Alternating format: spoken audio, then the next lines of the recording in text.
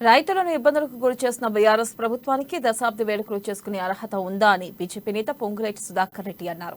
కేవలం ఎన్నికలను దృష్టిలో పెట్టుకుని వేడుకలు జరుపుకుంటున్నారని విమర్శించారు. ఇక ఇప్పటి వరకు ఎన్ని ఎకరాలకు సాగునీరు అందించారో శ్వేతపత్రం ఇవ్వాలని డిమాండ్ చేశారు.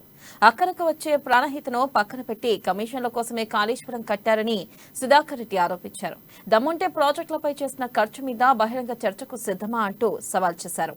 మహాజన్ సంపర్క్ అభియాన్లో భాగంగా ఈ నెల 15న ఖమ్మంకు అమిత్ షా రానున్నారని ఏర్పాట్లన్నీ చేశామని పొంగులేటి చెప్పారు.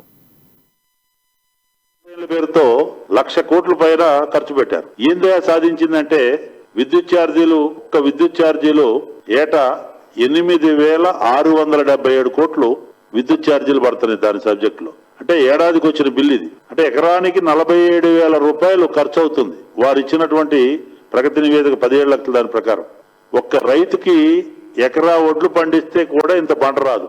ఇంకా గమ్మత్తైన విషయం, కాళేశ్వరం ఎకరానికి కూడా అదనంగా నీరు వల్ల చాలా ఇందులో నోట్లో ఉన్నటువంటి పరిస్థితి. ఈ అద్భుత ఇంజనీరింగ్ నైపుణ్యం కేసీఆర్ గారు పవర్ పాయింట్ ప్రజెంటేషన్ ద్వారా చెప్పినవి కానీ తర్వాత కానీ ఇప్పుడు చెప్తున్న నివేదికలు కానీ నేను ఒకటే వారికి సవాల్ చేస్తున్నా.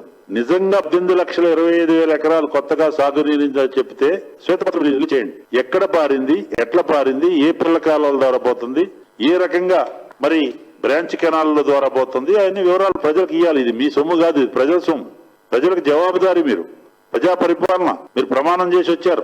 నీళ్లు నిధులు నియామకాల పేరుతో 1,200 మంది అమరవీరు సాక్షిగా వచ్చిన తెలంగాణలో కేవలం కుటుంబ పరిపాలనకి నేపథ్యంగా చేస్తూ తనదైన రాజ్యాంగం నడిపిస్తూ ఎలక్షన్ వచ్చిందని అంబేద్కర్ గారిని ఏదో గౌరవిస్తున్నట్టు చేస్తూ ఒక్కరోజు కూడా దండ వేయకుండా సరే చేశారు.